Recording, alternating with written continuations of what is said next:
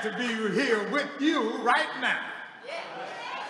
And also my friends all over the world, welcome, and I'm glad you're watching and listening with your mind stayed on free. Oh, yes. Church, this is an honor. It is an honor to be honored. And I do appreciate that very much because I love you, you know? And because I love you, it's hard to say goodbye. And so I start by saying I'm not sick. Some folks wonder, well, he must be sick. He's got to have something, the reason why he's leaving. But church, it's about time, church. Time does not have a reason to stop. Time continues. So yes, this is actually my 50th year in ministry. 50 years, church. So 50 years in ministry, and I got also social work because there were some side hustles on the way. You know? So I did some social work as well. But 50 years that's a lot. That's done. And 17 years here, which is wonderful. I did 17 years. Marlon asked me to come to the church. I'm the minister of Church of the Restoration. For those who are visitors and may not know, I have a church on Greenwood, Church of the Restoration. And all right now, we got some restoration people off in here. All right, well, you know, and I was minding my business, doing what I was supposed to be doing. And along came Carlton Pearson and New Dimensions. And they landed right here at All Souls. Where Marlon looked around and he contacted me. He said, man, I have no black people in leadership at my church. No black people in leadership at my church. And I say, shame on you. But he said, well, that's why I'm calling you. I want you to come on over and teach a class, participate in worship, preach every now and then. And I said, okay, but on one principle. I will not be on anybody's org chart. I will not have a supervisor. I will be able to speak my mind and heart at all times. I will. And what was Marlon going to say? No? He said, all right, come on over. We can do that. And we did. And I taught some classes and preached every now and then. And I think they put my picture up on the wall a couple of times, you know. So, I was visible. And that was good. It was good. And as we moved on down the line, it started getting more and more into the love that I have for you. I am not sick. I am not tired of you. I am stepping away because I'm old. I'm 75 years old, church. I know. Oh yeah. But 75 years, that's enough. It's time. My daughter, who is 25, and my son, who is 28, remind me that they love me very much, but there's so much that I don't know that's going on. And so they tell me about it, and it's all about the web, you know, and I'm not on the web, and I'm not doing all those things. So, it's time. It's time for me to step away, but I'm not sick, and I'm not bereft of something that was horrible, and, there it is. No, I'm not. But there is a thing that bothers me a little bit. And that is that I can't recall words now and then, And, it's like, oh, what is that? What is that word? What is that word, So I went to a neurologist, and the neurologist checked me out. He went through all the tests, even thyroid. He went through all of that. And he said, Reverend Gerald, you don't have Alzheimer's. You don't have dementia, and nothing like that is on on the horizon. Nothing like that is happening. He said, but let me take a guess. It appears to me that you have a lot of information in your brain. I said, well, yeah, I'm a reader. I read a lot. He said, yeah, I can tell. He said, and you're also blind. And I said, really? He said, yeah. He said, yes, you are blind, and you have a lot of information in your brain, and you don't have the visual cues that people with sight have. And so it's all crammed up in there. And every now and then, you don't have the word. But that doesn't mean anything other than it'll come around, and then you'll say, yeah, that's what I meant. That's what it was. But it's embarrassing when you're in the pulpit, and you can't think of the word, So I know when it's time. And it's time for me to step away. But I just wanted to let you know I'm fit. I work out on twice a week. At the Center for Individuals with Physical Challenges. It's a great place, good people. They're good folk, and I work out there. I do my yoga, I do balance, and I do boxing fitness. Boom, boom, bam, bam, bam, bam. You say, why do you do boxing fitness? Because we have different stages and places where we work out. I'm skipping rope. I'm the king of the skipping rope.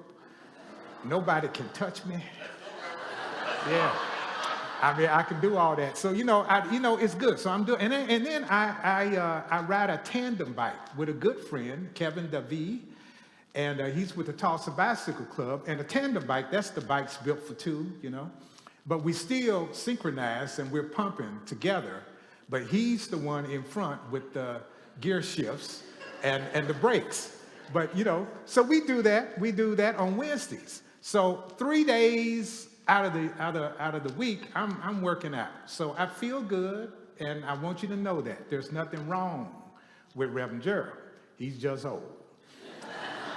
Now I want to move on then into what I want to leave you all with, and I want to leave you with where I started, which was the call to ministry. Some of you all may know my story, but I'm going to say it again because it turned my life around. It was wonderful. I graduated from the University of Tulsa in 1972, and I was known. I was the drum major there. I was in student government. I was who's who in American university and colleges. I could go on, but I'm not. And so at the end, then the war was going on, right? The war was going on in Vietnam. So I didn't really know what I wanted to do. And my older brother, who is passed now, was an attorney, and he knew what I wanted to do. He said, you need to be a lawyer with me. And then he's in Oklahoma City, and I'll be in Tulsa. It'll be Davis and Davis. We'll take over the state. And I said, I don't know about this law school. Well, I went anyway. I was recruited actually by some students, and I talked to the dean of the law school. And I said, do I have to take the law school admissions test? He said, yeah, you got to take the LSAT, but really, we want you here at this law school. And I thought, okay, I'll let you know. So then I had taken a course in social work, undergraduate course in social work, and my placement was at the Juvenile Bureau. And the Juvenile Bureau, Haywood Hill was at the Juvenile Bureau for years. He was there. Well, he wasn't there when I was there. But anyway, I was a kid at college doing my internship at the Juvenile Bureau, and I was approached by the director who said, we can hire you right now. You're doing good work. We want you here. And I said, I don't know. Let me think it over. So law school, Juvenile Bureau, and then comes one of my favorite professors at TU, Dr. Lyle Owen, who taught economics, and that was my major. And Dr. Owen saw me on the campus. He walked over to me and said, Gerald, he talked like that. Gerald, I have a letter here from State University of New York at Stony Brook, and it's a full tuition for Masters in Business Administration. Get your MBA. And I want you to have this because I want you to get your MBA. And I was standing there in the U. If you know how TU was in those days, you had the U that went from, I was standing in the U talking to Dr. Owen, and I said, Dr. Owen, I don't want an MBA. He said, okay. he put it in his pocket and walked away. He didn't try to dissuade me. So church, I didn't know what I wanted to do. Law school, MBA, go to work. I didn't know. And I said, so Thad Holcomb, Reverend Thad Holcomb, the campus minister at the Canterbury Center for United Ministry, we call that the Little Blue House now. Yeah, the Little Blue House, that's Canterbury Center. Let me tell you, that Canterbury Center, that, you know, the Baptists had their student union, the Catholics had their student union, the Methodists had their student union, and everybody else we had Canterbury Center, including the Unitarians, you know, although I wasn't a Unitarian at that time, but all the folks who were different showed up at Canterbury Center. And Thad Holcomb was going to go to that place in Abiquiu, New Mexico called Ghost Ranch. And it was staffed by students from all over the world. And Thad was going to be the minister for all of this group that's coming over there. He said, well, I'm going to be at Ghost Ranch. Why don't you come with me to Ghost Ranch and just, you know, let things happen. Things will happen to you. You'll decide what you want to do. And I said, okay. Well, I did. It was great. If you've ever been to Ghost Ranch, it's different now. They tell me Ghost Ranch is different. But at those times, it was beautiful. And I took my saxophone with me, and I would play my saxophone in the arroyo. And, you know, that's a dry gulch. It used to be a creek bed, but now it's just walls. And it's great harmonics to go on there, right? So I'd take my saxophone down, and I'd play my horn. And it's bouncing off the walls of the arroyo. And I was putting my saxophone up, breaking it down, and getting ready to go back to my room. And I had this experience that I've never had before, I've never had since. But this experience touched me. I had a voice that touched me that said, I love you. Now, church, I thought I was losing my mind. You know, what is this, I love you? People have asked, was it a female voice, a male voice? It was just a voice. I don't know what it was, but it said, I love you. I started crying, and then that voice said, do my work. And so I ran, after I packed up my saxophone, I ran back to my room. There was nobody around that I could tell this to. Dad wasn't there, other students weren't there. So I waited till the next day, and I went to Thad, and I told him about this experience. And Thad said, have you ever thought about seminary? And I said, me? Seminary? Oh, no, not me. He said, well, you ought to think about seminary. And he said, I tell you what, I have a friend who lives in Chicago, and he teaches at McCormick Theological Seminary. That was Presbyterian, McCormick. So he said, I'll call him. And church, we tried calling this man like every other day, and Dad was not able to get a hold of him. And finally, we found out that he was on sabbatical in Africa. And so it's like, I said, okay, can't get in touch with him. Then here comes another staff member, a student, who said, there's a guy up at who wants you to sit at his table. At Ghost Ranch, everybody, staff, people leading conferences, the people in the conferences, everybody ate at the same place, at different tables, and you met many people. And so this student said, this guy wants you to sit at his table. I said, well, who is he? He said, I don't know, but I can point him out to you.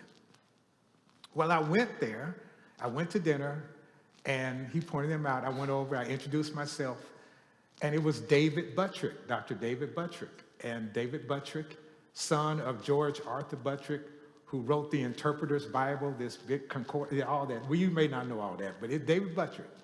So I'm sitting down talking to David Buttrick, and he said to me, have you ever thought about seminary? He says, I've been watching you. He said, you're a leader. I said, yeah, I was drum major. Who's who in American universities? He said, yeah, all that's good. He said, but have you thought about seminary? And so I told him my story, that it happened in Arroyo. He said, okay. He said, well, Chicago is a big city. I don't know if you would like that, but Pittsburgh is not as big, but it's a lot of different folk who live in Pittsburgh. It's a little Chicago. He said, you might like that. I said, well, send me some information. He said, I surely will. A couple of days later, church, here comes the little van, the post office people. They're driving a little van, they drive it, and they give me this special delivery letter. I open the letter. It's from Pittsburgh Theological Seminary. It says, dear Mr. Davis, on the recommendation of Dr. David Buttrick, we're awarding you a full tuition scholarship. But you have to apply first. They enclosed all the applications. So I applied, and of course I got in. I called Dr. Buttrick. He said, and when you get to Pittsburgh, call me, and you can stay at our home with my family, and I'll take you to the seminary the next day. Church, those things just don't happen. They just don't happen. So I did. I went back home to Sapulpa, Oklahoma. I told my parents, I'm going to seminary. Now, my father is the son of a minister. So he said, are you sure you want to do this? I said, yes. I told him the story. And he said, okay, well, don't be a pastor. Be an evangelist, because the church will break your heart. Now, my dad said that. I didn't know what that meant, but I said, evangelist, like Billy Graham evangelist? He said, yeah. I said, I don't know if I can preach like that, Daddy. I said, I'll just go where I need to go. He said, well, that's probably the best thing. Well, I got to Pittsburgh, and when I got to Pittsburgh, it was beautiful at that time, because the seminary wanted to be more than just a little Presbyterian seminary. Our most known graduate was Fred Rogers, Mr. Rogers' neighborhood. Yeah, he was the most famous graduate of Pittsburgh Theological Seminary. And, it was a nice little seminary, but they wanted to change that. The leaders there, Dr. William Cato and David Shannon as the dean of faculty, they wanted it to be much more open. And so we had folks coming in from Africa, from the West Indies. They even hired an African-American minister who went to HBCUs in the South. And they went to those schools and recruited. And so it was a whole lot of black folk at Pittsburgh Theological Seminary. Jane Fonda came to us, we were against the war. All these things were happening in church. And I said, I think I like this thing called seminary, It's pretty good. And eventually, I got going with it. And I said, this is where I need to be. And at the same time, I was getting ready, a first-year seminarian. Western Electric, those are the folks that made telephones. Those phones, those things in those days used to ring, you pick it up. Well, they made those phones, and the people who worked there, the black people who worked there, did a wildcat strike, because they said black people were not being promoted and black people were not being recruited. And so they all filed out, and they had their signs, and they were picketing Western Electric. Well, our seminary adopted them because they didn't have any money, they didn't have any food, so we did all of that. And so we brought them all these goods and clothes and food and everything, and they said, can we have someone to just preach to us on Sunday as we're out there picketing? And we said, sure. And so they turned to me. my colleagues. I'm first-year seminarian. I had never written a sermon or knew anything about trying to preach. But they turned to Reverend Gerald because I had a big mouth, you know? and they said, we want you to preach your sermon for the Western Electric strikers. So I did, and I was scared, church. I was scared. I didn't know what I was saying. I didn't know I don't even know what I preached on. But whatever it was, it made a difference because those folks enjoyed it, they applauded, and you know what? Western Electric heard them and stopped the strike. They started bringing in, giving folks raises and bringing in people. So they did well. They did well. So I don't know if my message made any difference. But the point was, for me, it was important for me to know I can say words to inspire people. That was what I got from that. I can say words that might inspire people.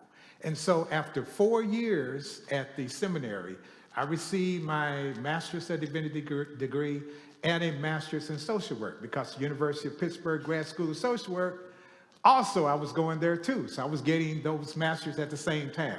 Something that would take 5 years took 4 years because they accepted each other's credits. Now I'm saying all of that to tell you this. I have been blessed, church. I've been blessed. But I know, and some folks may say, I don't know if there is a spirit of life and love. But church, I can tell you, yes, it is. That spirit of life and love runs through us. And you don't have to go into this thing about, I believe in this and I believe in that. Just know that that spirit of life and love is inside of you. And life and love means that we have a mission to do. Because I'm going to end up here in a minute, but because here's the bottom line, church. Here's the bottom line. We are not just floating through this air, just breathing the air and just minding our own business. We have work to do. Do my work. What is that work, church? It's justice. That's what it is. What did Micah say? It's justice. Justice, church. Micah 6:8, that's my favorite Hebrew scripture. You know it is. What does the Lord require? Require. What is absolutely something we must do? The very first thing, do justice. Now, justice is what Cornel West said. Justice is just love in public. That's all it is, love in public. Church, if we are saying that we are people of faith, it starts right there. Because you got folks saying no, you got folks saying, oh, you're all a fringe, all those kinds of things that are not true. We are human beings related to one another. There is no way that we can just tell one group of folk, oh, you're gay, you're not part of us. That's outlandish. How can you even say something like that? We have folks who actually want to put 10 commandments in the classrooms because they think that'll mean something. What means something is taking them down and acting like you love somebody.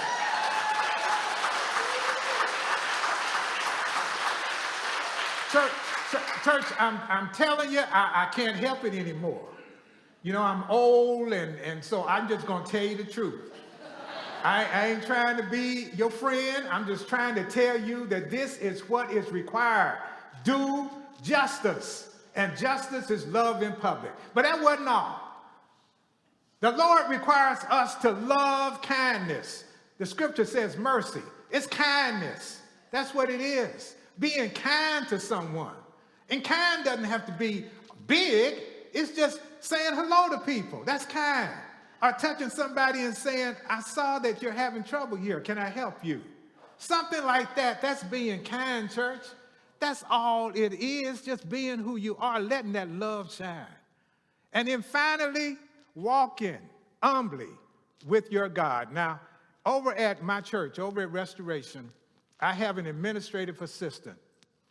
And she, Vanessa Adams Harris, And she has told me more than once, Reverend Gerald, you need to learn how to be humble. She's saying humility, Reverend Gerald. Spell it, you know it. She said, you need to have that. And I said, I got to be who I am. And if I'm not humble, well, too bad. But she said, no, Reverend Gerald, because when you're humble, you hear better. You hear what people are saying when you're not thinking ahead of what they're saying. You're listening to what they're saying. And you're listening and feeling that so that you can respond appropriately. But you can't just, okay, this is A, okay, this is number one. Okay, I'll get that number one answer to number one. That's not church. God tells us that we need to be humble with your God. And for me, that's with everyone, because God is in everyone. So if I'm walking humbly with God, I'm walking humbly with you.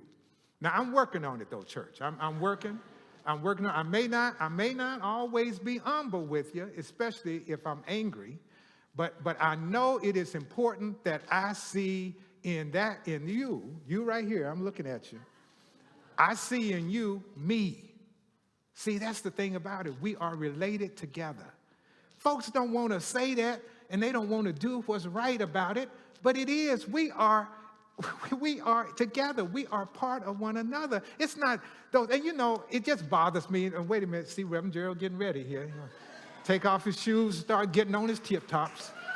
But I mean, when we got an executive in charge of everything who wants to tear down the Smithsonian Museum of African American heritage, African-American heritage, wants to take that away because he says that is looking at one quote-unquote race over another instead of just human beings. These are human beings that have never been lauded. These folks who work, we weren't always enslaved, church. We weren't always enslaved. We were kings and queens, and we had libraries that folks went to us to learn from us. People sat at the feet of these great African people. And now we are at a point where no one wants to read that or say that, but they want to say, you don't need a museum like that. You don't need anything that would say that you are somebody. All you need to do is step and fetch it. That ain't going to work anymore, church. I'm sorry. That ain't working. And we got a people that say ships that were named after important people in the life of America, like Harvey Milk. And so folks gonna say, take off that Harvey Milk, and we don't want that. You may destroy the name, but you cannot destroy what's in our hearts.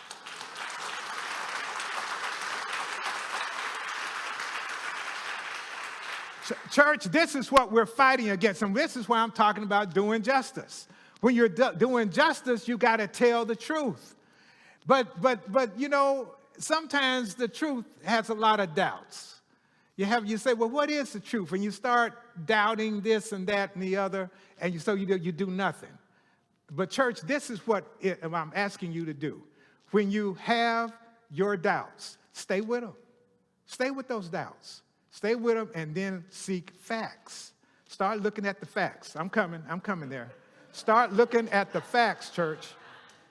Because when you start looking at the facts, then you're getting to the truth. So stay with the facts. I'm here to say that I'm sorry if you voted for number 47. But you have an opportunity, because you can write your Congress people and you can tell them the truth, because you doubt that person up there really knows the truth. So it's important for us to remind them that we see you.